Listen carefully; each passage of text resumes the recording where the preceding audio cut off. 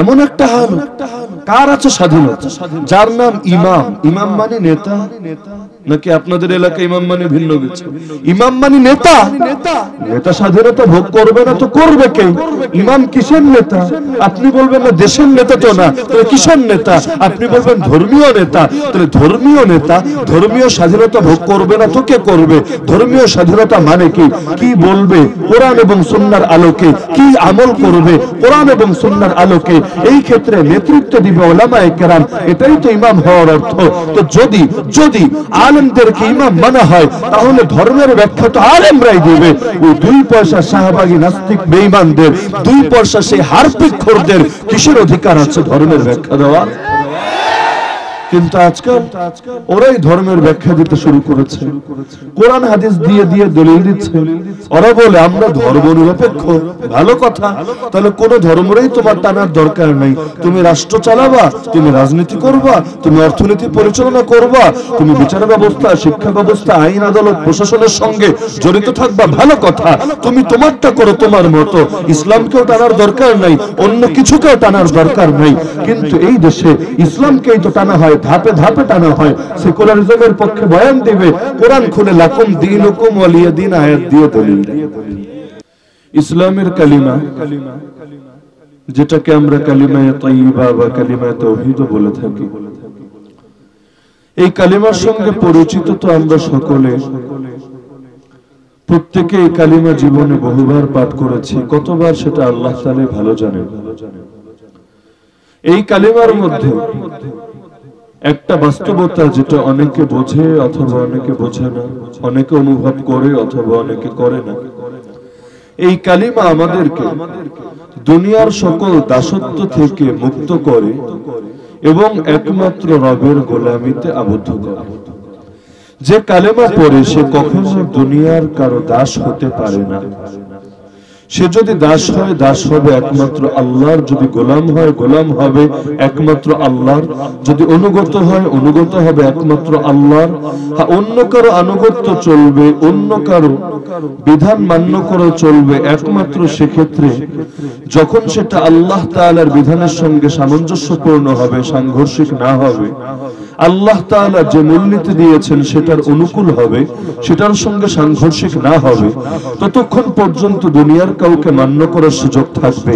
কিন্তু যদি সেটা আল্লাহর কথার সাথে, আল্লাহর বিধানের সাথে, আল্লাহর নীতিমালার সাথে সাংঘর্ষিক হয়, তাহলে বাপ হোক আর মা হোক, নেতা হোক আর নেত্রী হোক, দল হোক আর সংগঠন হোক, দুনিয়ার কাউকে মান্য করার কোনো সুযোগ মুসলমানের জন্য নাই।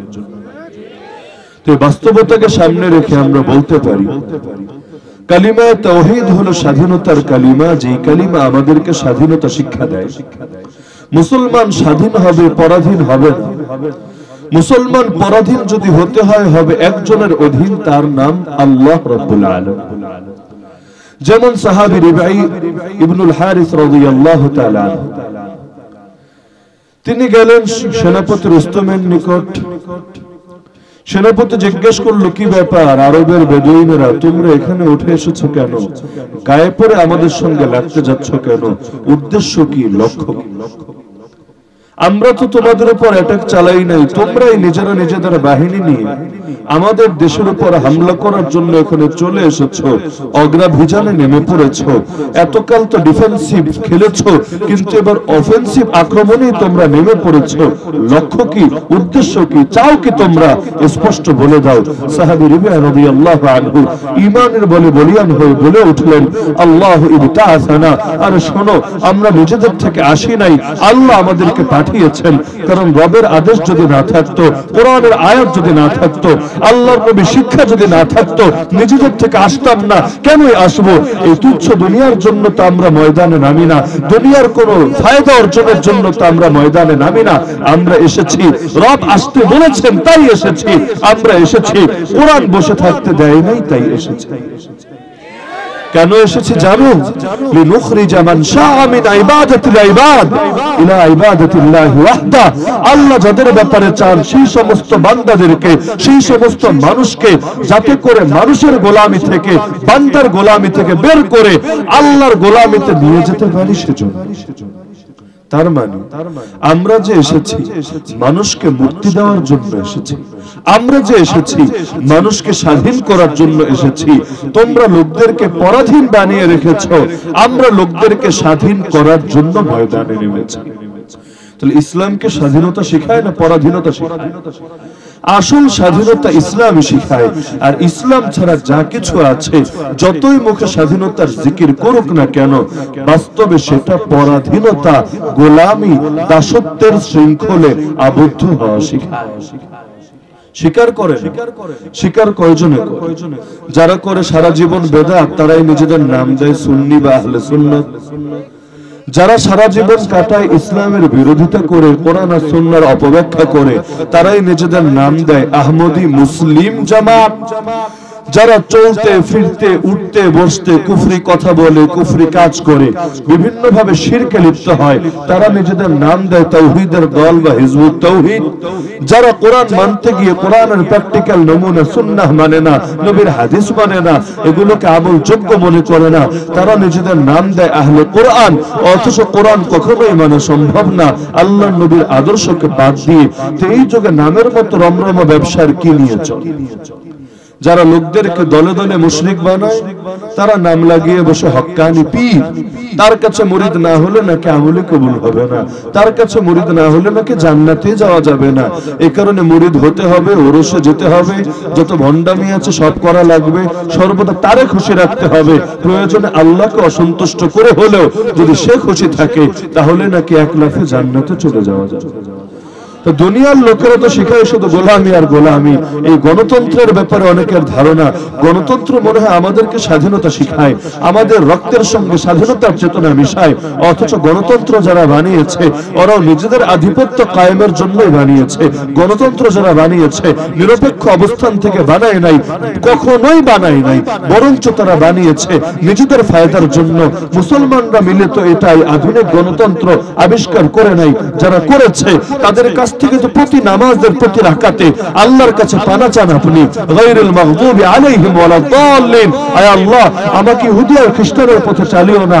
আয় আল্লাহ, আমাকে গজবগ্রস্ত আর বিপদগামী জাতির পথে চালিও না। অথচ এই তন্ত্র আর মন্ত্র বানিয়েছে ওরা ওদের ফায়দার জন্য। আল্লাহর কাছে দোয়া করেন, আল্লাহ এই পথে আমাকে চালিও না। কিন্তু বাস্তব জীবনে সেই পথে চলে আপনি চান মুক্তি। এমনকি অনেকে চায় ইসলামকে আজাদ করব, ইসলামকে কায়েম করব। ওদের মাঠে নেমে ওদের পলিসি অবলম্বন করে কিভাবে সম্ভব? তো দুনিয়ার মধ্যে যদি কেউ স্বাধীনতা আপনাকে শিখিয়ে থাকে, তিনি হলেন রব্বুল আলামিন আল্লাহ। আর বাকি যত লোকে স্বাধীনতার কথা বলবে, সেগুলো স্বাধীনতার সুরতে ভণ্ডামি। গণতন্ত্র আপনাকে স্বাধীনতা কিভাবে দিবে? যখন গোটা দেশের সকল মানুষকে অল্প কিছু লোকের আনুগত্য করতে বাধ্য করা হবে, যেই লোকগুলো কোরআন এবং সুন্নাহর মূলনীতি বাদ দিয়ে নিজেদের মনে যা চায় সেটার ভিত্তিতে ফয়সালা করবে, আর সেটাকেই দেশের সংখ্যাগরিষ্ঠের রায় বলে চালিয়ে দেবে। এই যে আজকাল যে আদর্শগুলো, যেই সমস্ত আইন কানুন, যেই সমস্ত নীতিমালা, যেই সমস্ত সিস্টেম আর ব্যবস্থা দেশে প্রচলিত আছে, আপনি পাড়ায় মহল্লায় হাটে ঘাটে মাঠে শহরে মফস্বলে গিয়ে একজন একজন করে মানুষের ইন্টারভিউ নেন, সাক্ষাৎকার নেন, মতামত নেন, জরিপ করেন, পরিসংখ্যান বের করেন, আমি গ্যারান্টি দিয়ে বলতে পারবো এই অধিকাংশ মূলনীতির সাথে, সিস্টেমের সাথে এই দেশের অধিকাংশ মানুষ একমত না। কয়টা জিনিসের সাথে এই দেশের অধিকাংশ লোক একমত? এই যে শিক্ষা ব্যবস্থার নামে আমাদের ছেলেপেলেদেরকে নাস্তিক বানানোর, সেকুলার বানানোর, ইসলাম বিরোধী বানানোর যে মহড়া শুরু করা হয়েছে, এর সঙ্গে বাংলার কয়টা মুসলমান একমত? নিজে গিয়ে আপনি জরিপ করে বের করুন। তো এখন বলা হবে এটাই সিস্টেমটা বানানো হয়েছে আমাদেরকে স্বাধীনতা দেওয়ার জন্য, যাতে আমরা আর দুনিয়ার কারো গোলাম না থাকি। অথচ গোলামি থেকে বের করার জন্য এসেছিল ইসলাম, আর ইসলাম ছাড়া বাকি যা কিছু আছে সবগুলো শেখায় গোলামি। রাজতন্ত্র বানাবে রাজার গোলাম, একইভাবে গণতন্ত্র বানাবে পার্লামেন্ট মেম্বারদের গোলাম। আপনাকে বলে দেওয়া হবে সকল ক্ষমতার উৎস জনগণ, কিন্তু এটার সঙ্গে আবার ব্র্যাকেট একটা লাগিয়ে দেওয়া হবে, শর্ত একটা যোগ করে দেওয়া হবে, সকল ক্ষমতার উৎস যদি জনগণ হয়। এই দেশের জনগণ কি চায় যে আলেম ওলামারা জেলে পড়ে থাকে?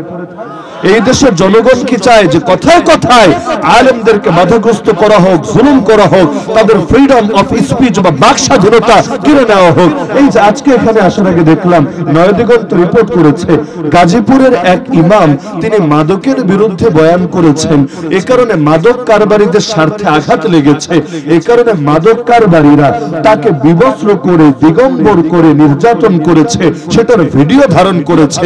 পরবর্তীতে এই ভিডিও প্রকাশের হুমকি দিয়ে তার কাছ থেকে 50,000 টাকা আরো ধান্দা করার চেষ্টা করেছে। তিনিও চক্ষু লজ্জার ভয়ে, লোক লজ্জার আশঙ্কায় এতদিন বিষয়টা প্রকাশ্যে আনতে চান নাই, কিন্তু এখন বিষয়টা ইতিমধ্যে প্রকাশিত হয়ে গেছে। তাহলে একজন আলেম মাদকের বিরুদ্ধে কথা বলবেন, কিন্তু তারও জানের নিরাপত্তা নাই, তারও ইজ্জতের নিরাপত্তা নাই, তারও কোনো কিছুর নিরাপত্তা নাই। নিরাপত্তা থাকে তাদের যারা কিনা সারাদিন ইসলাম কোপানোর জন্য বসে থাকে। আজকাল তো সবকিছু এক সরি বলে দায় সারার চেষ্টা করে। শিক্ষা সিলেবাসের মধ্যে এত এত এত কুফর, শিরিক, জাহেলিয়াত, ভণ্ডামি, মূর্খতা, বিজ্ঞানের নামে অপবিজ্ঞান, সংস্কৃতির নামে অপসংস্কৃতি, সারা দেশে প্রতিবাদ শুরু হলো, বেশ একটা সরি বলে দায় সার করার চেষ্টা করা হলো। হ্যাঁ, ভুল হয়েছে, ভুল তো হতেই পারে, পরামর্শ দেন আপনারা, পরামর্শ আমরা গ্রহণ করব। কিন্তু এই জিনিসটা যে ভুলে হয় নাই, একক ব্যক্তির দ্বারা ভুল হতে পারে, কিন্তু এটা এক ধাপেই তো ছেপে আসে না, বরং কত হাজার হাজার চোখ এটার পেছনে জেগে থাকে, মেহনত করে, কত হাজার হাজার কলম এটার পেছনে সময় ব্যয় করে, কতগুলো টেবিল ঘুরে ঘুরে প্রেস পর্যন্ত এটা যায়। এক দুই দরবার থেকেই তো এটা বাস্তবায়িত হয়ে আসলে, অনুমোদন পেয়ে গেলে হয় না, কত দরবার থেকে দেন দরবার করে এটা বাস্তবায়িত হয়ে আসতে হয়। লাস্টে গিয়ে একটা সরি বলবে, আর আপনার মাথার ঘাম পায়ে ফেলে রক্তকে পানি বানিয়ে যে টাকা আপনি অর্জন করেন, সেই করের টাকা কোটি কোটি কোটি টাকা এই যে জলে যাবে, এটা নিয়ে কোনো কৈফিয়ত তো দিবেই না। উল্টো কেউ যদি কথা বলে তাকে বলবে সাবধান, বেশি অপপ্রচার চালাবা না, না হলে কিন্তু খেলা হবে। এমন একটা হাল কার আছে স্বাধীনতা, যার নাম ইমাম। ইমাম মানে নেতা নাকি আপনাদের এলাকায় ইমাম মানে ভিন্ন কিছু? ইমাম মানে নেতা। নেতা স্বাধীনতা ভোগ করবে না তো করবে কে? ইমাম কিসের নেতা? আপনি বলবেন না দেশের নেতা তো না, তাহলে কিসের নেতা? আপনি বলবেন ধর্মীয় নেতা, তাহলে ধর্মীয় নেতা ধর্মীয় স্বাধীনতা ভোগ করবে না তো কে করবে? ধর্মীয় স্বাধীনতা মানে কি? কি বলবে কোরআন এবং সুন্নাহর আলোকে, কি আমল করবে কোরআন এবং সুন্নাহর আলোকে, এই ক্ষেত্রে নেতৃত্ব দিবে উলামায়ে কেরাম, এটাই তো ইমাম হওয়ার অর্থ। তো যদি যদি আলেমদেরকে ইমাম মানা হয়, তাহলে ধর্মের ব্যাখ্যা তো আলেমরাই দিবে। ওই 2 পয়সা শাহবাগী নাস্তিক বেঈমানদের, 2 পয়সা সেই হারপিকখোরদের কিসের অধিকার আছে ধর্মের ব্যাখ্যা দেওয়ার? কিন্তু আজকাল ওরাই ধর্মের ব্যাখ্যা দিতে শুরু করেছে, কোরআন হাদিস দিয়ে দিয়ে দলিল দিচ্ছে। ওরা বলে আমরা ধর্ম নিরপেক্ষ। ভালো কথা, তাহলে কোন ধর্মেরই তোমার টানার দরকার নেই। তুমি রাষ্ট্র চালাবা, তুমি রাজনীতি করবা, তুমি অর্থনীতি পরিচালনা করবা, তুমি বিচার ব্যবস্থা, শিক্ষা ব্যবস্থা, আইন আদালত, প্রশাসনের সঙ্গে জড়িত থাকবা, ভালো কথা। তুমি তোমারটা করো তোমার মতো, ইসলামকেও টানার দরকার নাই, অন্য কিছুকেও টানার দরকার নাই। কিন্তু এই দেশে ইসলামকেই তো টানা হয়, ধাপে ধাপে টানা হয়। সেকুলারিজমের পক্ষে বয়ান দিবে, কোরআন খুলে লাকুম দীনুকুম ওয়ালিয়া দীন আয়াত দিয়ে দলিল। যে হুজুররা বলে সেকুলারিজম কুফর, অথচ লাকুম দীনুকুম ওয়ালিয়া দীন আয়াতে আছে সেকুলারিজম ইসলাম, সেকুলারিজম কোরআন, সেকুলারিজম নবীর শিক্ষা। যে সেকুলারিজম বানিয়েছে কাফেররা, সেটাই নাকি রবের আদর্শ। নাউযুবিল্লাহি মিন যালিক। এমনকি নির্বাচন আসলে তো দেখা যায় ধর্ম ব্যবসায়ীর কোনো অভাব নাই। ধর্ম ব্যবসা কাকে বলে? ওরা তো আজকাল সংজ্ঞা পাল্টে দিয়েছে, পাল্টাবে না কেন? বাংলায় বলে চোরের মায়ের বড় গলা। চোরের মায়ের যদি বড় গলা হয়, চোরের নিজের কেমন গলা হবে আপনি একটাবার চিন্তা করেন তো। গালিটা যদি আগে অন্যকে দিতে পারে, নিজেকে সেফ রাখা সহজ হয়ে যায়। যেমন দেখেন না, দুর্নীতির লিস্ট করার জন্য সেই দুদকের কাছে আলেম ওলামার তালিকা করে পাঠিয়ে দেওয়া হয় যে এদের সম্পদ যাচাই করো, এদের আদর্শ মেপে দেখো তোমরা, এরা হলো দুর্নীতিবাজ হওয়ার আশঙ্কা আছে। এমনকি দেশে জঙ্গিবাদ, উগ্রবাদ, মৌলবাদ বিস্তারের ক্ষেত্রে, সাম্প্রদায়িক উস্কানি, সাম্প্রদায়িক দাঙ্গা হাঙ্গামা সৃষ্টির ক্ষেত্রেও এই হুজুরদেরকে তোমরা বিশেষভাবে নজরে রাখো, এদেরকে নিয়ে তোমরা পর্যালোচনা করো। তা আগে আগে হুজুরকে দুর্নীতিবাজ বলার সুবিধা কি? দিন শেষে তারে যাতে কেউ দুর্নীতিবাজ না বলতে পারে। ওই ঢাকা গুলিস্তানে দেখবেন মাঝে মধ্যে এমন চোর চুরি করেছে, সবাই মিলে আর পেছনে দৌড় লাগিয়েছে। এখন প্রথমে যে 2 জন 4 জন 10 জন দৌড় লাগায় ওরা দেখেছে যে এটা চোর, কিন্তু পেছনে যেগুলো আছে এগুলো হুজুগে বাংলা, এই চোর চোর চোর চোর, ওরা ভাবে এই চোর চোর চোর চোর, সবাই মিলে দৌড়াচ্ছে, ভাবে চোর একটা না একটা তো হবে, আগে ধরি তারপর দেখা যাবে চোর কেডা। সবাই মিলে দৌড়াতে শুরু করেছে। এবার চোর কিছু দূর যাওয়ার পর ও চিল্লায় চোর চোর চোর চোর চোর। কখনো এমনও হয় যার মাল চুরি হয়েছে তারে চোর বানিয়ে তারে পিটুনি দেয়, কারণ চোরদের সেখানে বিশাল সিন্ডিকেট, ওর দলের লোকরা ছড়িয়ে ছিটিয়ে থাকে। এখন যে ওর পিছু নিয়েছে সে যদি বিশেষ কোনো শক্তির অধিকারী না হয়, সংখ্যাও ভারী না হয়, এমন ভাবে মাইনকে চিপায় ফেলে যে একদিকে গেল তার মাল চুরি আর একদিকে তারই চোর সাজিয়ে গণধোলাই দিয়ে রাস্তায় ফেলে। তো এই জিনিস এখন শুরু হয়েছে সব জায়গায়।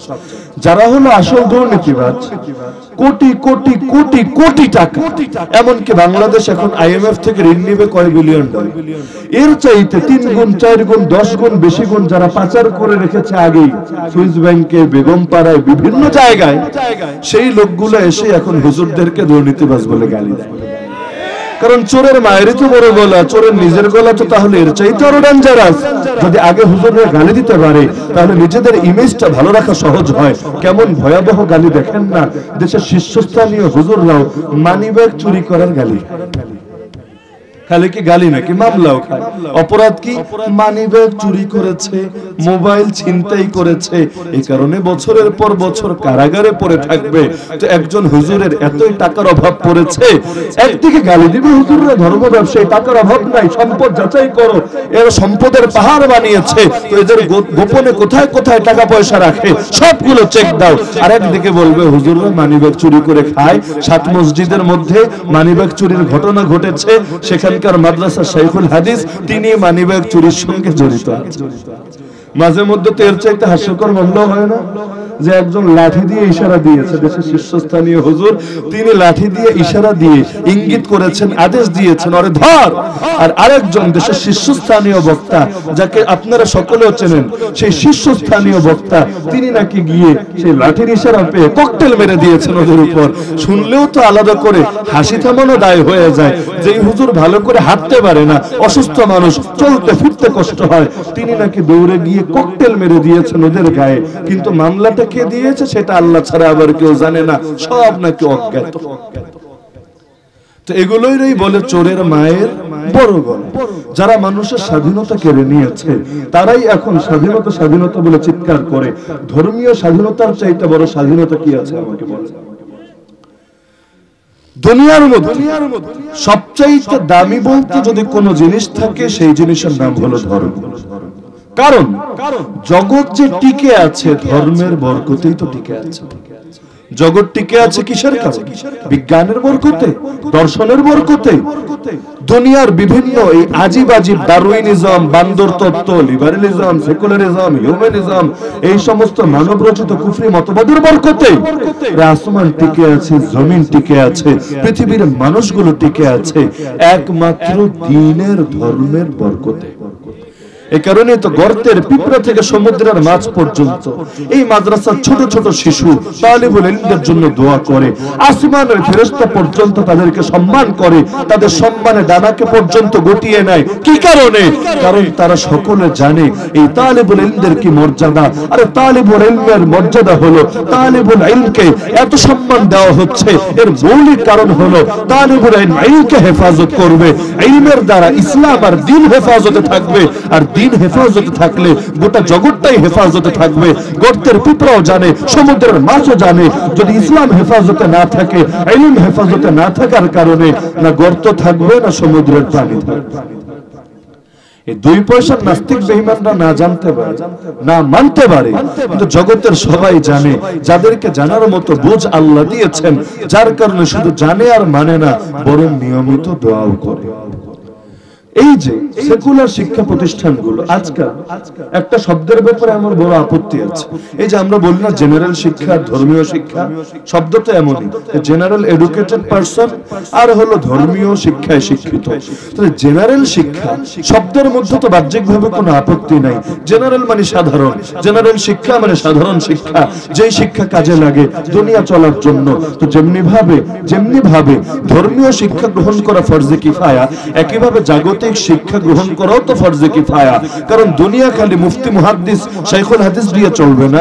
দুনিয়া চলতে চাইলে ডাক্তারও লাগবে, ইঞ্জিনিয়ারও লাগবে, কৃষিবিদও লাগবে, সবই লাগবে, প্রতিটা সেক্টরে লোক লাগবে। তো যার কারণে দিন এবং দুনিয়া উভয়টা চলার জন্য যত যোগ্যতা লাগে প্রতিটা ক্ষেত্রে কিছু লোক অন্তত সেই যোগ্যতা অর্জন করা ইসলামের দৃষ্টিতে ফরজে কিফায়া। তাহলে জেনারেল শিক্ষা যদি বলেন, শব্দের দৃষ্টিকোণ থেকে তো আপত্তি নাই, জেনারেল শিক্ষার তো অবশ্যই প্রয়োজন আছে, কিন্তু জেনারেল শিক্ষার নামে যদি সেকুলার শিক্ষাকে প্রচলন ঘটিয়ে দেওয়া হয় তখন সেটাকে জেনারেল শিক্ষা বললে জেনারেল শব্দের অপব্যবহার এবং অপপ্রয়োগ হয়। সেকুলার শিক্ষা বললেই, নাস্তিক্যবাদী শিক্ষা বললেই, ধর্মনিরপেক্ষ শিক্ষা বললেই অথবা মানুষকে মানুষের গোলাম বানানোর শিক্ষা বললেই সঠিক শব্দ চয়ন হয়। এই জেনারেল শিক্ষাগুলো কি কারণে গড়ে উঠেছে? ধর্মমুক্ত শিক্ষা, এমন একটা শিক্ষা যেই শিক্ষায় 16 বছর ধরেও যদি শিক্ষিত হন, এই বাংলাদেশের বাস্তবতার আলোকে বলি, পুরো কোরআনটা একটাবার দেখে দেখে বিশুদ্ধভাবে পড়তে পারে। বাপ মরেছে, নিজে জানাজার নামাজ পড়াবে, সেই যোগ্যতা অর্জন করতে পারে না। মসজিদে ইমাম মুয়াজ্জিন ছুটিতে গেছে, 2 ওয়াক্ত নামাজ চালিয়ে নিবে বিশুদ্ধ তেলাওয়াতের সাথে, সেই যোগ্যতা হাসিল করতে পারে না। তার আকীদা, বিশ্বাস, তাওহীদ, রিসালাত, আখিরাতের ব্যাপারে ঈমান সহি আছে কিনা এটা নিজে মেপে দেখতে পারে না। 16 বছর বয়সে শিক্ষায় শিক্ষিত হলো, তাকে আসমান জমিনের কত শিক্ষা দেওয়া হলো, এমনকি বান্দর তত্ত্বকে পর্যন্ত গুরুত্বপূর্ণ মনে করা হলো, যৌন বিজ্ঞানটাকে পর্যন্ত খুব গুরুত্বের সাথে প্রত্যেককে শেখানো হলো, কিন্তু শুধু ধর্মটাকে মাইন্ডকে চিপায় ফেলে রাখা হলো। এমনকি ধর্মের ইতিহাসগুলো তো ধীরে ধীরে বিলুপ্ত করে দেওয়া হলো। ইসলামের শুরুলগ্নের ইতিহাস তো আছে, এখন তো বাংলার ইতিহাস পড়াতে গেলেও সেই হিন্দুত্ববাদীদের আদর্শগুলো ঠিকই পড়ায়, হিন্দু জমিদার আর হিন্দু রাজাবাদশার গল্প ঠিকই পড়ায়, কিন্তু আমাদের মুসলমান বীর যারা ছিল সেই মুসলমান বীরদের কথাগুলো সুন্দর করে চেপে যায়। তিতুমিরের কথা খুঁজে পাওয়া যায় না, হাজী শরীয়তুল্লাহ নামটাও কোনাকানির মধ্যেও একটাবার ভুলেও উল্লেখ করে না। শেরশাহ সূরি অথবা ঈসা খাঁ তাদের মতো আলোকিত এবং বীর শাসকদের নাম একটাবারও তুলে আনে না। শেরশাহ সূরিকে কখনোই এই অঞ্চলের বীর শাসক বলবে না, কারণ তাকে বীর বললে সেকুলারদেরকে তো আর বীর বলে সমাজে খাওয়ানো যাবে না। আসল বীরদেরকে যখন গোপন করা হবে, নকল বীরদেরকে তখন সমাজে এস্টাবলিশ করা যাবে। দেখেন না, কিছু কিছু দেশই থাকে এমন যারা হলো সিনেমার হিরো, বাস্তবিক ময়দানের জিরো, কখনোই হিম্মত করে না, যতই চিল্লা চিল্লি মারে, কথা বলা পর্যন্ত বাস্তবে কারো সঙ্গে লাগার হিম্মত করে না, কিন্তু সিনেমায় এমন ভাবে নিজেদের উপস্থাপন করে যেন জগতে শের থাকলে একমাত্র শের তারাই আছে, গোটা জগৎকে তারা এক কামড়ে গিলে খেতে পারে। তো যেটা বলছিলাম যে এখন এই আধুনিক শিক্ষাটার প্রচলন কিভাবে ঘটলো, ধর্মমুক্ত শিক্ষা, এটার বাস্তবতাটা খুব ভালো করে মনে রাখবেন। এই আধুনিক রাষ্ট্র ব্যবস্থা যখন গড়ে উঠলো, প্রতিটা রাষ্ট্র দেখলো, রাষ্ট্রগুলো চিন্তা করলো আমাকে আমার অর্গানগুলো চালানোর জন্য প্রচুর পরিমাণ শ্রমিক লাগবে, কর্মী লাগবে, না হলে আমি আমার যন্ত্রগুলো, আমি আমার অংশগুলো, আমি আমার বিভিন্ন সেক্টরগুলো চালাবো কিভাবে? এ কারণে পর্যাপ্ত শ্রমিক তো লাগবে, পর্যাপ্ত কর্মী তো লাগবে। এখন কর্মী গড়ার জন্য, পয়েন্ট খেয়াল করেন, কর্মী গড়ার জন্য, শ্রমিক বানানোর জন্য রাষ্ট্রগুলো বিভিন্ন প্রতিষ্ঠান খুললো, প্রতিষ্ঠান চালালো, নিজেরা পৃষ্ঠপোষকতা করলো, তত্ত্বাবধান করলো, লোকদের থেকে যে করের টাকাগুলো নিজেদের পকেটে ভরলো, সেই টাকাগুলোই সেখানে ঢাললো। কেন? কারণ শ্রমিক বানাতে হবে, কর্মী বানাতে হবে। তো এখন শ্রমিক দরকার কিসের? রাষ্ট্রের যে যন্ত্রগুলো আছে, রাষ্ট্রের যে অংশগুলো আছে, রাষ্ট্রের যে সাইটগুলো আছে, রাষ্ট্রের যে সেক্টরগুলো আছে, রাষ্ট্রের যে অর্গানগুলো আছে, এগুলোর চালানোর জন্য যে কর্মীগুলোকে লাগবে, তাদের জন্য যে শিক্ষার প্রয়োজন, তাদের সামনে সেই শিক্ষাগুলোকে তুলে ধরলো, ধীরে ধীরে ধর্মকে সাইড করলো, ধীরে ধীরে তাদের মধ্যে থেকে কোরআন আর সুন্নাহকে দূর করলো।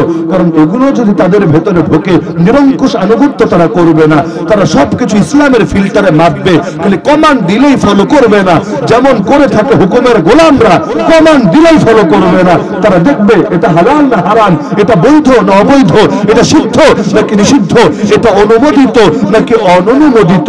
যারা গোলাম হবে, হুকুমের গোলাম, তারা তো এগুলো দেখবে না, বলতে দেরি হবে, করতে দেরি করবে না। কিন্তু যারা হবে আল্লাহর গোলাম, তারা তো সব ক্ষেত্রে নিরঙ্কুশ আনুগত্য করবে না। রাষ্ট্র বলবে তুমি করো, সে বলবে করবো না। কেন করবা না? আমার আল্লাহ করতে নিষেধ করেছেন, তো এখন রাষ্ট্রের ক্ষেত্রে প্রতিবন্ধক হবে। রাষ্ট্র তো অনেক সময় তাকে দিয়ে হারাম করিয়ে নিতে চাইবে। বলবেন কেমনে হারাম করিয়ে নিতে চাইবে? আগের উদাহরণ দিই। ৭১ সালে যেই হানাদার গুলোকে পাঠানো হলো বাংলার অঞ্চল, যাও সেখানকার মুসলমানদের মারো, কাটো, ধরো, জুলুম করো, নির্যাতন করো, বিনা বিচারে পাখির মতো গুলি করে হত্যা করো। এই লোকগুলো সরকারের আদেশ অভিযান চালাতে কি বাধ্য ছিল না এই ব্যাপারে স্বাধীন ছিল? বলেন না, বাধ্য ছিল না? ছিল কিনা? এখন রবের বিধান তাদের জন্য মুসলমান হয়ে মুসলমানকে হত্যা করা বৈধ না অবৈধ? নিঃসন্দেহ অবৈধ। মুসলমান কখনো মুসলমানকে মারতে পারে না। এক মুসলমানকে হত্যা করা জগতের সব মানুষকে হত্যা করা সমতুল্য। তারপরে তারা আসলো কেন? যদিও রবের দৃষ্টিতে অবৈধ, কিন্তু তাদের সরকারের দৃষ্টিতে এটা খালি বৈধ না, বরং অবশ্য পালনীয়। আরবিতে বললে যেটাকে বলতে হবে ফরজে আইন। রাষ্ট্র বলছে তোমার জন্য বাংলাদেশে অভিযান চালানো ফরজে আইন। রব বলছে তোমার জন্য বাংলাদেশের মুসলমানদের উপর হামলা চালানো হারাম। একদিকে রবের আদেশ, আরেকদিকে রাষ্ট্রের আদেশ। দ্বিমুখী সংকটে তারা। এখন যদি তারা ধর্মীয় শিক্ষায় শিক্ষিত হয়, এখন যদি তারা কোরআন এবং সুন্নাহর মূলনীতি জানতে পারে, তাহলে তারা বলবে রাষ্ট্রের বিধান মানি না, আল্লাহর বিধান মানি। রাষ্ট্রের হাতে আমার হায়াতও না, মৌতও না, আমার জীবনও না, মরণও না, জান্নাতও না, জাহান্নামও না। রবের হাতে সবকিছু। সুতরাং আমি রবের বিধানকে প্রাধান্য দেব। এই কারণে যদি তোমরা আমাকে মেরে ফেলতে চাও মেরে ফেলো, আমার রবের জন্য যদি আমার জীবন যায়, রব আমাকে ঠকাবেন না, ইনশাআল্লাহ আমাকে জান্নাত দিয়ে দেবেন। দ্বিমুখী সংকট তৈরি হয়েছে কিনা বলেন না? এখন রাষ্ট্র যদি চায় যে না আমি ভালো শ্রমিক বানাবো, যারা নিরঙ্কুশ আনুগত্য করবে, যারা কখনো কথার উপর কথা বলবে না, আমি যদি নামাজের টাইমে তারা কাজ করতে বলি কাজ করবে, নামাজের ধারে কাছে যাবে না। আমি যদি তাকে দাড়ি শেভ করতে বলি, সে নিরঙ্কুশ আনুগত্য করে দাড়ি শেভ করবে। সে এই ব্যাখ্যা দিয়ে নেবে, আরে দাড়ি শেভ করতে বলেছে, অফিসারের আদেশ মান্য করা, নেতার আদেশ মান্য করা, কর্মকর্তার আদেশ মান্য করাই আমার জন্য অবশ্য পালনীয়। আমি তার নুন খাই, সুতরাং তার গুণ আমাকে গাইতে হবে। হ্যাঁ, এখন যদি আল্লাহ আমারে ধরে, আমি কিয়ামতের দিন আল্লাহরে বলে দিব, আল্লাহ আমি বাধ্য ছিলাম, আমি হুকুমের গোলাম ছিলাম, আমার উপর হুকুম এসেছে তাওহীদ জনতার বুকে গুলি চালাও, আমার উপর হুকুম এসেছে আশিকান রাসূল যারা তাদের হাতে হ্যান্ডকাপ পরাও, আমি তো শুধু হুকুম পালন করেছি, আমার তো কোনো দোষ নাই। একথা বললে আল্লাহ আমারে ছেড়ে দিবে, আমারে আর মোটেও ধরবে না। এরকম আদর্শ এই দেশের অনেক লোক রাখে কিনা? যা করে দিন শেষে এক কথা বলে সব মার উপরের আদেশ। তার মানে উপরের আদেশ বললে আর কেউ তার কিছু ধরবে না, কারণ উপরের আদেশ তো সে তো বাধ্য। এখানে নাউযুবিল্লাহ দুনিয়ার উপরকে দেখলো, সব উপরের বড় উপরে যিনি তাকে দেখলো না, সেই উপরওয়ালার আদেশকে দামি মনে হলো না, দুনিয়ার উপরওয়ালার আদেশকে দামি মনে হলো। তাহলে রব তো আল্লাহরে মানলো না, নিজের অফিসারকেই তো রব বানিয়ে নিল। উপরের আদেশ মানে রবের আদেশ, তাহলে বোঝা যেত সে আল্লাহু আকবার এই বাক্যে বিশ্বাসী। আল্লাহু আকবার মানে আল্লাহ বড়, সব বড় চাইতে বড়। কিন্তু উপরের আদেশ বলতে সে যদি আল্লাহ বিরোধী আদেশ বোঝে, তাহলে এর দ্বারা তো এটাই প্রমাণিত হয় তার দৃষ্টিতে আল্লাহু আকবার না, তার দৃষ্টিতে অফিসার আকবার, তার দৃষ্টিতে কর্মকর্তা আকবার, তার দৃষ্টিতে নেতা নেত্রী আকবার। তো এখন রাষ্ট্র যদি যে উদ্দেশ্য নিয়ে নামলো আমাকে আমার অর্গান পরিচালনা করার জন্য শ্রমিক বানাতে হবে, এই শ্রমিক বানানোর ক্ষেত্রে সবচাইতে বেশি সফলতা পাবে যদি তাদেরকে ধর্ম মুক্ত শিক্ষায় শিক্ষিত করতে পারে, নিজেদের আদর্শের সঙ্গে সামঞ্জস্য এবং সংগতিপূর্ণ শিক্ষায় শিক্ষিত করতে পারে, তাদের রক্তে মাংসে চেতনায় নিজেদের গোলামি গেঁথে দিতে পারে, তাহলেই তারা সফল হবে। যে কোনো সরকার যদি যে কোনো দেশের উপর সওয়ার হয়, সেটা সামরিক শাসক হোক, গণতান্ত্রিক শাসক হোক, সমাজতান্ত্রিক শাসক হোক, দখলদার শাসক হোক, সাম্রাজ্যবাদী শাসক হোক, দেশি শাসক হোক, বিদেশি শাসক হোক, সবার আগে যে কাজগুলো করে এর মধ্যে আপনারা সবাই জানেন গুরুত্বপূর্ণ একটা কাজ যেটা বিশেষ বিশেষ তাকিদের সাথে তারা করে, সেটা হলো প্রথমে শিক্ষা ব্যবস্থায় হাত দেয়, শিক্ষা ব্যবস্থাটাকে পাল্টে ফেলে। কেন? ইসলাম যদি আসে সবার আগে সেও শিক্ষা ব্যবস্থায় হাত দিবে। কেন? লোকদেরকে খাঁটি মুসলমান বানাতে হবে, আল্লাহর খাঁটি গোলামে পরিণত করতে হবে, নবীর খাঁটি আশেক হিসাবে তৈরি করতে হবে। কিন্তু ইসলাম না এসে যদি কুফর আসে, সেও চিন্তা করবে এদেরকে খাঁটি কাফের বানাতে হবে। যদি কাফের না হয় অন্তত কুফরের সেবাদাস হবে, কুফরের সমর্থক হবে, কুফরের পৃষ্ঠপোষক হবে, আর কিছু হোক না হোক অন্তত কুফরের ব্যাপারে বিরোধ থাকবে, কুফরকে গা সওয়া হিসাবে গ্রহণ করে নেবে। এভাবে প্রত্যেকে চাইবে কি? গণতন্ত্র আসলে শিক্ষায় গণতন্ত্র ঢুকাবে, সমাজতন্ত্র আসলে শিক্ষায় সমাজতন্ত্র ঢুকাবে, রাজতন্ত্র আসলে শিক্ষায় রাজতন্ত্র ঢুকাবে। দিন শেষে সবাই গোলামী শিক্ষা দিবে। কিন্তু পার্থক্য এখানে, কেউ মানুষকে রবের গোলাম বানাবে, কেউ মানুষকে মানুষেরই গোলামে পরিণত করবে। তো মানুষ হয়ে মানুষের গোলামি করা লজ্জার, মানুষ হয়ে রবের গোলামি করা গৌরবের। রব সৃষ্টি করেছেন, রব সবকিছু করেন, তার গোলামি করতে লজ্জার কিছু নাই। যেমন বাপ মায়ের খেদমত করতে লজ্জার কিছু নাই, কারণ আমার উপর বাপ মায়ের অবদান আছে। তো বাপ মায়ের অবদানের চাইতে রবের অবদান কম না বেশি? সুতরাং রবের ইবাদত করতে, রবের গোলামি করতে, রবের বন্দেগী করতে লজ্জার কিছু নাই। কিন্তু মানুষ হয়ে মানুষের গোলামি করাটা লজ্জার। কেন? আমি তার গোলাম হব, আমি তাকে সেজদা দিব, আমি তার উদ্দেশ্যে প্রার্থনা করব, আমি তার কাছে নিজের মাথাকে নুয়ে দিব। আমি আল্লাহর আদেশ বাদ দিয়ে সে যেটাকে হালাল বলবে সেটাকে হালাল মানবো, রব হারাম বললেও সে যেটাকে হারাম বলবে সেটাকে হারাম মানবো, রব সেটাকে হালাল বললেও। তাহলে এটা তো আমার জন্য চরম লাঞ্ছনার বিষয়ে পরিণত হবে। তো এখন আধুনিক রাষ্ট্র ব্যবস্থা গড়ে তোলার পর নিজেদের শ্রমিক, নিজেদের সেবাদাস, নিজেদের অনুগত কর্মী তৈরি করার জন্য তারা এক ধারার প্রতিষ্ঠান গড়ে তুলবে, যেই প্রতিষ্ঠানগুলো নিজেদের অর্থে, নিজেদের শ্রমে, নিজেদের পৃষ্ঠপোষকতা এবং তত্ত্বাবধানে তারা এগিয়ে নিয়ে গেল। সেই প্রতিষ্ঠানগুলোই হলো আজকালকার জেনারেল শিক্ষা প্রতিষ্ঠান। নাম হলো শিক্ষা প্রতিষ্ঠান, কিন্তু কাজে হলো, বাস্তবতা শুনেন, কাজে হলো শ্রমিক গড়ার প্রতিষ্ঠান। এই প্রতিষ্ঠানগুলোতে পড়ে কেউ বড় মুফতি হবে, কেউ বড় মুহাদ্দিস হবে, কেউ ইসলামের বড় খাদেম হবে। কিন্তু কি হবে? রাষ্ট্রের সেবাদাস হবে, রাষ্ট্রের গোলাম হবে। সেই রাষ্ট্র যেই হোক, ইসরায়েলে পড়লে ইসরায়েলের গোলাম হবে, আমেরিকায় পড়লে আমেরিকার গোলাম হবে, ভারতে পড়লে ভারতের গোলাম হবে। বড় হয়ে কি করবে? এই ভারতকে টিকিয়ে রাখার জন্য, ভারত যদি উগ্র হিন্দুত্ববাদ প্রচার করে, সেই উগ্র হিন্দুত্ববাদকে কিভাবে আরো জিয়ে রাখা যায়, উগ্র হিন্দুত্ববাদের বিরোধিতা যারা করবে কিভাবে তাদেরকে আরো দমন করা যায়, এই পলিসি নিয়ে সামনে আসবে। রাষ্ট্র যদি ভালো হয়, রাষ্ট্রের খেদমত করাও ভালো, কোনো সন্দেহ আছে এতে? যেমন মদিনা, আল্লাহর নবী মদিনাকে গড়ে তুললেন ইসলামের আলোয় আলোকিত করে। যারা মদিনার খেদমত করবে তারা আল্লাহর নিকট প্রতিদান পাবে কিনা? কিন্তু যখন জাহিলি যুগের কথা বলছে, যারা মক্কার খেদমত করবে, যেই মক্কা নিজেদের মুখের ফুৎকার ইসলামের প্রদীপকে নিভিয়ে দিতে চায়, যেই মক্কা আল্লাহর নবীকে হত্যা করতে চায়, যেই মক্কা কোরআনকে পৃথিবী থেকে নিশ্চিহ্ন করে দিতে চায়, জেনে বুঝে সেই মক্কা বা মক্কার কর্ণধারদের কেউ যদি গোলামি করে, সে কি ইসলামের উপকার করছে না ক্ষতি করছে? বলেন না, উপকার করছে না ক্ষতি করছে? তো জ্ঞান ভিন্ন জিনিস, শিক্ষা ভিন্ন জিনিস, দুটোর মধ্যে পার্থক্য আছে। লম্বা চওড়া আলোচনায় আমি যাব না, সে পরিমাণ সময় আমার হাতে নাই। তো জ্ঞান ভিন্ন জিনিস, শিক্ষা ভিন্ন জিনিস। এই দ্বারা শিক্ষা প্রতিষ্ঠানগুলোকে সর্বোচ্চ কৌশল শিক্ষা প্রতিষ্ঠান বলতে পারেন, যেখানে কৌশল শিক্ষা দেওয়া হবে, আপনাকে কৌশলী বানানো হবে কিভাবে আরো বেশি গোলামি করতে পারেন। কার গোলামি? আল্লাহর গোলামি না। আল্লাহর গোলামি তো আপনাকে শিক্ষা দেওয়া হয় না, বরঞ্চ ইসলামের ফরজ বিধান কয়টা, ইসলামে হারাম কয়টা, মাস্টার্স পাস করলেও তো এটা জানা হয় না। কি যারা এসএসসি এইচএসসি পাস করেছেন, কোরআন আর সুন্নাহর আলোকে আমাকে এটা বলতে পারবেন মোট কবিরা গুনাহ কয়টা, কি কি বলা সম্ভব? ইসলামের মোট ফরজ কি কি, কোনটা ফরজে কিফায়া, কোনটা ফরজে আইন, এই বিধানগুলো বলতে পারবেন? এমন কি যেই বিধানকে নিয়ে সমাজে একটু নেতিবাচক ধারণা আছে, যেমন ধরেন জিহাদ, জিহাদ আর জঙ্গিবাদরে তো মিলিয়ে গুলিয়ে এক করে ফেলা হয়েছে।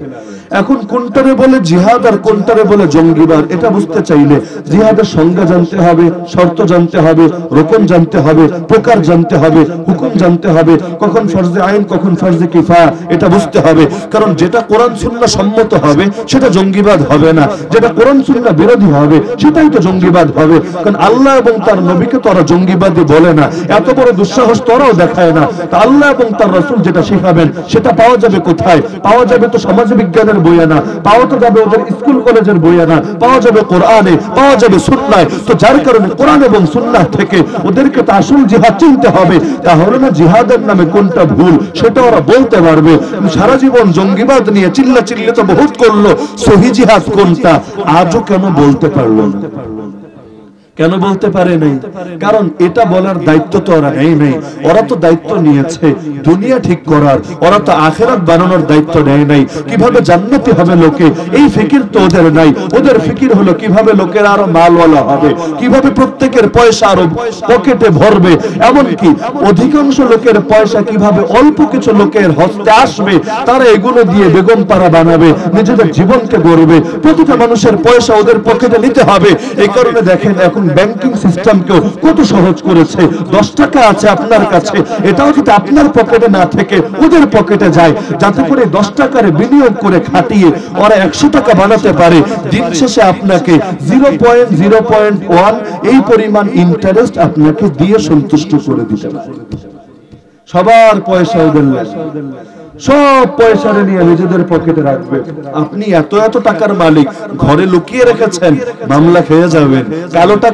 কালো টাকার আসামি আপনি, এটা সাব্যস্ত হয়ে যাবেন। রাখতে হবে কোথায়? রাখতে হবে ওদের ব্যাংকে।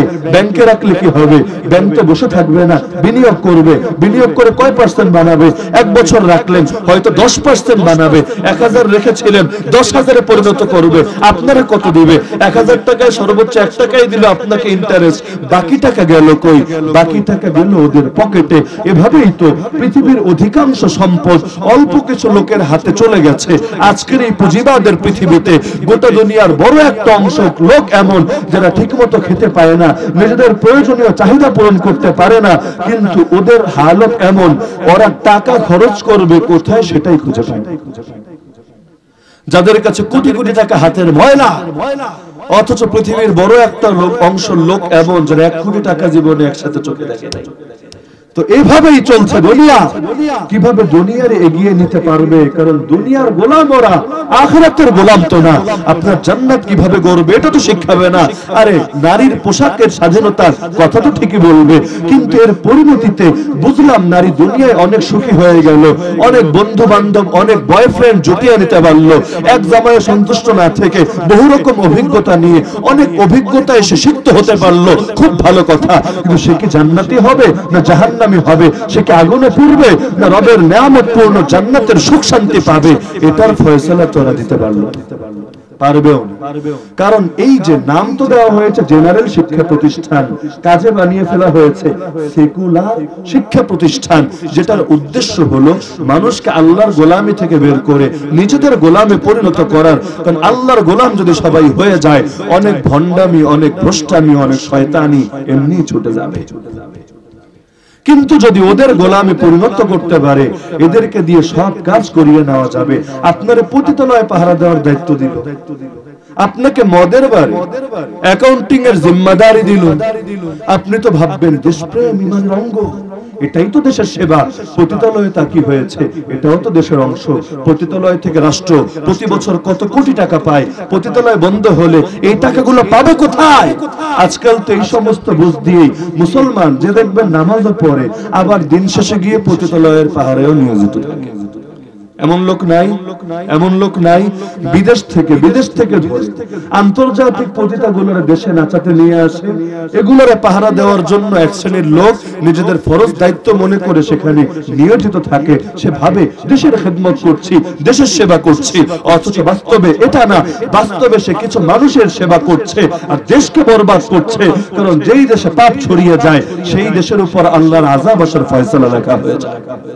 আল্লাহ নবী বলেন সুনান আবু দাউদের হাদিস, মা মিন রাজুলিন ইয়াকুনু ফি কওমিন ইয়ামালু ফীহিম বিল মাআসি, মাত্র একজন লোক যদি কোন এলাকায় থেকে পাপ করে আর এলাকার বাকি লোকেরা ওকে ফিরাতে সক্ষম, তাও ফিরায় না, ইয়াকদিরুন আলা আন ইউগাইয়িরু আলাইহি ওয়া লা ইউগাইয়িরুন ইল্লা আসাবাহুমুল্লাহু বিইকাবিন ক্বাবলা আন ইয়ামুতু, তাহলে মরার আগেই আল্লাহ ওদের সবাইকে আযাবে আক্রান্ত করে। একজনের পাপের ফল যদি সবাইকে এই পরিমাণ ভোগ করতে হয়, যখন পাপিষ্ঠের সংখ্যা বাড়ে, 1 না 100 না 1000 না 1 লাখ না 1 কোটির চাইতেও বেশি হয়ে যায়, সেই দেশের উপর কি রহমতের ফয়সালা হয় না আযাব গজবের ফয়সালা? তো এখন এই প্রতিষ্ঠানগুলোকে তো বানিয়েছে ওরা, শ্রমিক বানান, কর্মী বানান, যার কারণে এগুলো থেকে খুব যত্নের সাথে ধর্ম শিক্ষাকে আলাদা করে ফেলেছে। অথচ আজও পর্যন্ত চিন্তা করে এই রহস্য সমাধান আমি করতে পারি নাই। এটা বলে আলোচনা দিতে টানবো ইনশাআল্লাহ, যে এই যে আপনাকে বড় ডাক্তার বানাবে, ইঞ্জিনিয়ার বানাবে, এর সাথে আপনাকে কোরআন শেখাতে, সহি আকীদা শেখাতে, ইসলামের ফরজ বিধান, ওয়াজিব বিধান, হালাল বিধান, হারাম বিধান শিখাতে সমস্যাটা কোথায়, সাংঘর্ষিকতাটা কোথায়, আমার আজও বুঝে আসলো। অথচ দরকার ছিল আগে শিখবেন ঈমান, তারপর শিখবেন দুনিয়ার সকল কারিকুলাম। কারণ এই ঈমানের শিক্ষায় যদি শিক্ষিত না হন, মানুষ হয়ে তৈরি হবেন কিভাবে? আরে যে মানুষের মতো মানুষ হবে না, বড় শিক্ষায় যদি শিক্ষিত হয়, তার দ্বারা দেশের লাভ ক্ষতি ছাড়া লাভ তো আর হবে না। ছোট একটা বাচ্চারে ছোটবেলায় শিখায়, বাচ্চা শোনো, লেখাপড়া করে যে গাড়ি ঘোড়ায় চড়ে, সে লেখাপড়া করার উদ্দেশ্যই বলে দেওয়া হচ্ছে লেখাপড়া করলে গাড়ি ঘোড়ায় চড়তে পারবা, তার মানে অনেক টাকা পয়সার মালিক হবা, টাকা হলে গাড়ি হবে, টাকা হলে বাড়ি হবে। কই মনুষ্যত্বের সবক কোথায়?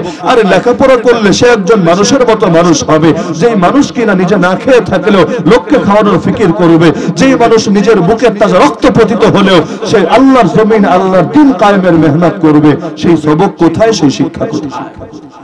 যার কারণে টাকা টাকা টাকা, সবাই এখানে টাকা চাই আর টাকা চাই। নবী বলেন, তাইসা আব্দুদ দিনার ওয়া আব্দুদ দিরহাম ওয়া আব্দুল কাতিফা ওয়া আব্দুল খামিসা ইন উতিয়া রাদিয়া ওয়া ইল্লাম ইউতা সাখিতা তাইসা ওয়া তাসা ওয়া ইযা শিকা ফালান তাকাশা। সহিহ বুখারীর হাদিস। যারা স্বর্ণ মুদ্রার গোলাম ওরা ধ্বংস হোক, যারা রৌপ্য মুদ্রার গোলাম ওরা ধ্বংস হোক, যারা দামি চাদরের গোলাম ওরা ধ্বংস হোক, যারা সুন্দর মনোরম কাপড়ের গোলাম ওরা ধ্বংস হোক। ওরা বিপদে পড়লে বিপদ থেকে বের হয়ে আসতে না পারুক, পায়ে কাটা হলে সেই কাটা বের করতে না পারে, আল্লাহ নবী অভিশাপ দিচ্ছেন। ইমাম বুখারী তার সহিহ গ্রন্থের মধ্যে বিশুদ্ধ সনদে এটা বর্ণনা করছেন। তো খালি টাকা টাকা টাকা, সবার টাকা লাগবে। টাকা ধরে রাখার জন্য চাকরি ঠিক রাখা লাগবে, চাকরি ঠিক রাখার জন্য যত হারামের আদেশ দিবে সব কোনো প্রশ্ন ছাড়া পালন করতে হবে, যত ফরজ তরক করতে বলবে সব বিনা দ্বিধায় করতে হবে। আর দিন শেষে এটা বলে দায় সারতে হবে, আমি হুকুমের গোলাম, আমার করার কি আছে? দুনিয়া যেমন তোর করার কিছু নেই, কিয়ামতের দিনও তোর পক্ষে করার মুমিনদের কিছু থাকবে না। তুই আগুনে পড়বি, তুই জাহান্নামে যাবি, তোর জন্য কেউ সুপারিশও করবে না। কারণ তুই আল্লাহকে বাদ দিয়ে মানুষকে রব বানিয়ে নিয়েছিস, মানুষকে খুশি রাখতে গিয়ে আল্লাহরে বুড়া আঙ্গুল দেখিয়েছিস। সমস্ত কারণ আমাদের প্রত্যেকের উচিত সমাজের মধ্যে এই বাস্তবতা স্পষ্ট করে দেওয়া যে প্রতিটা মুমিনের জন্য মুমিন হওয়া, দুনিয়ার সব গোলামিকে লাথি মেরে আল্লাহর গোলামি কবুল করা ফরজ।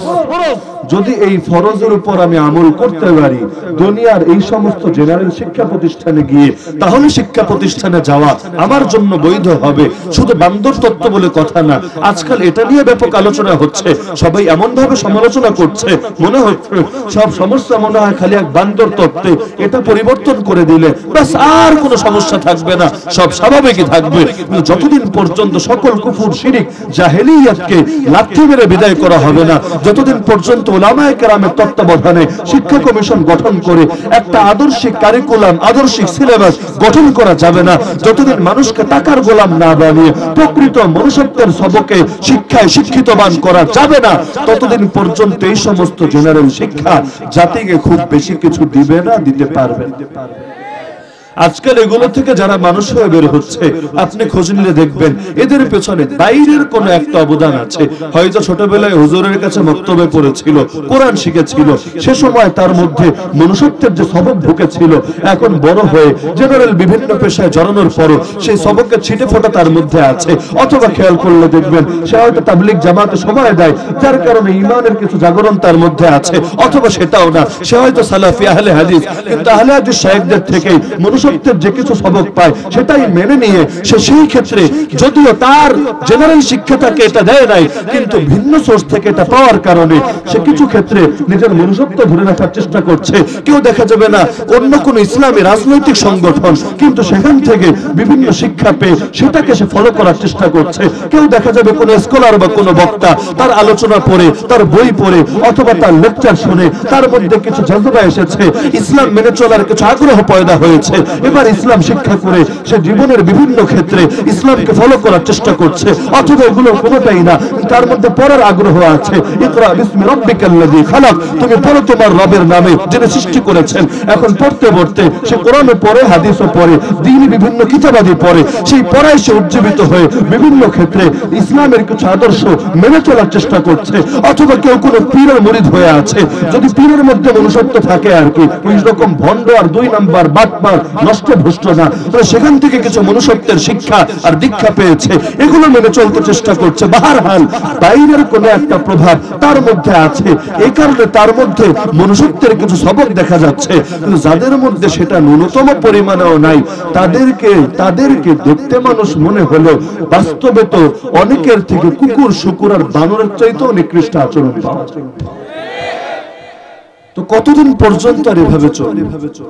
সংখ্যাগরিষ্ঠ মুসলমানের দেশ, এমনকি মানুষের বিবেচনায় গুনলে পৃথিবীর টপ 10 এর মধ্যে থাকা একটা মুসলিম কান্ট্রি, সেখানকার মুসলমানরা অধিকাংশ মুসলমানের বাচ্চা কাচ্চা তো মাদ্রাসায় পড়ে না, হয়তো পড়বে, অধিকাংশই পড়ে স্কুল কলেজের ভার্সিটিতে।